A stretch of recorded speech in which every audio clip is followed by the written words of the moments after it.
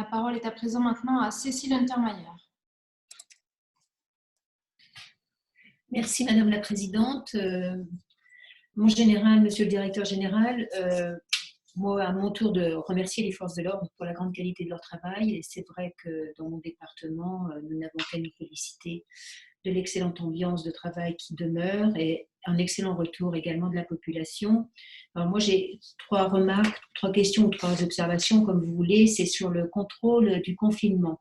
Je constate quand même un réel civisme de la part des citoyens et notamment l'agilité et le discernement des forces de l'ordre dans une mission qui est difficile parce que, à mon sens, ce qui est à faire n'est pas à faire, manque de lisibilité au fur et à mesure que bien des assouplissements sont apportés. Et je redoute que dans le déconfinement, on ne sache plus trop en fait où se situent les contrôles et ce qui est autorisé et ce qui ne l'est pas. Et je voulais savoir si vous aviez eu une réflexion sur cette question de la lisibilité en fait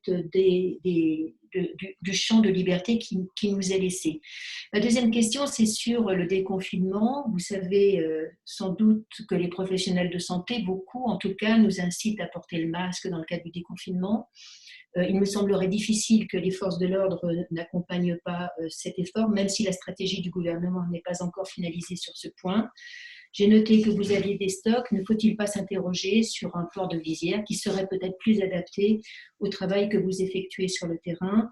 Et ma dernière question, c'est sur les détenus libérés. Moi, je suis de ceux qui soutiennent cette politique menée actuellement pour libérer, effectivement, revenir à un encellulement individuel.